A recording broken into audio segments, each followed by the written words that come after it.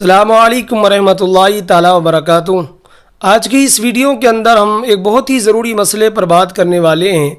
مسئلہ یہ ہے کہ بہت ساری جگہوں پر دیکھا جاتا ہے کہ تعزیہ داری کے سلسلے میں مسلمانوں میں آپس میں اختلاف ہو جاتا ہے، کافروں سے جنگ و جدال ہو جاتا ہے، قتل و غارت ہو جاتی ہیں۔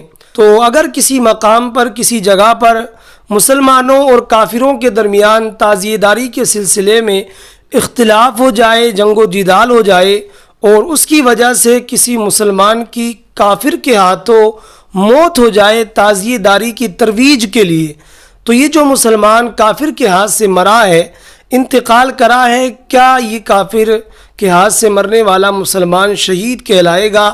تو آپ یہاں پر ذہن میں رکھیں کہ اگر کوئی مسلمان تعزیہ داری کی ترویج کے لیے، اس کو رائج کرنے کے لیے کسی کافر کے ہاتھوں سے مارا گیا، صرف تعزیہ داری کی ترویج کے لیے، تو چونکہ تعزیہ داری یہ گناہ ہے، ناجائز کام ہے، تو اس لحاظ سے اس کو شہید نہیں کہیں گے، وہ شہید نہیں کہلائے گا۔